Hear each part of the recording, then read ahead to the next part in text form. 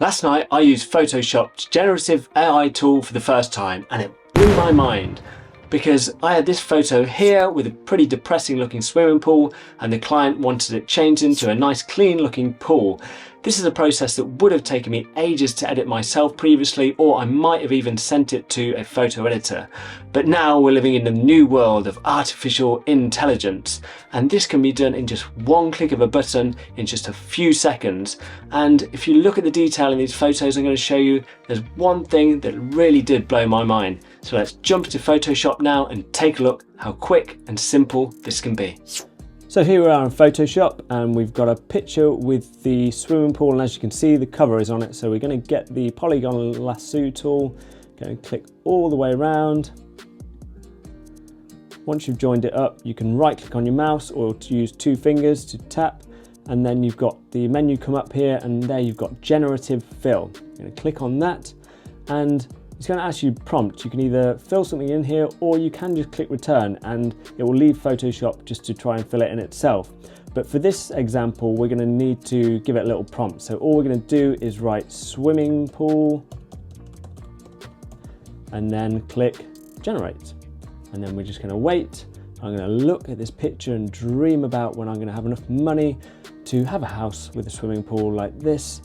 But in the time that I have to dream, hopefully Photoshop will have made a nice looking swimming pool for us that I can send to the client. Let's wait and see, shall we? Oh, it's exciting. What's it going to look like? Oh, there we go. And wow, that's pretty good. But Photoshop actually gives us three options here. So let's look at this one. That's not bad too. That one, and that's pretty good too.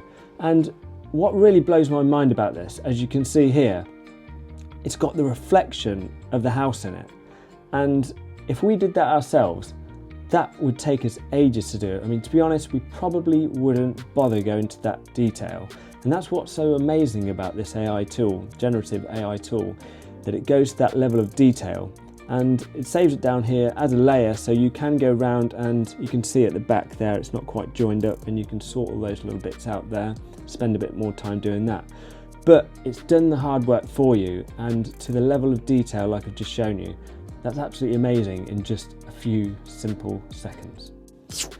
And here we've got another example where you can see we've got a lovely looking skip on the drive. So we're going to see what Photoshop can do with this. So again, we're just going to draw around it. You don't have to be too accurate.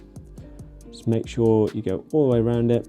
And then this time, because we do want it to kind of fill in the background, we are just going to click on Generative Fill, and we're just going to click return, and let's wait and see what it does.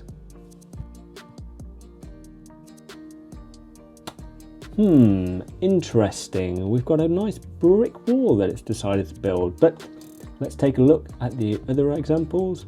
Oh, we've got some dead bushes. Not sure we're going to use those.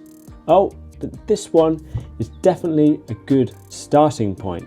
So all we need to do here really is just sort the bottom of this garage door out, and then fill in this bit, and then maybe sort the next door's garage door out.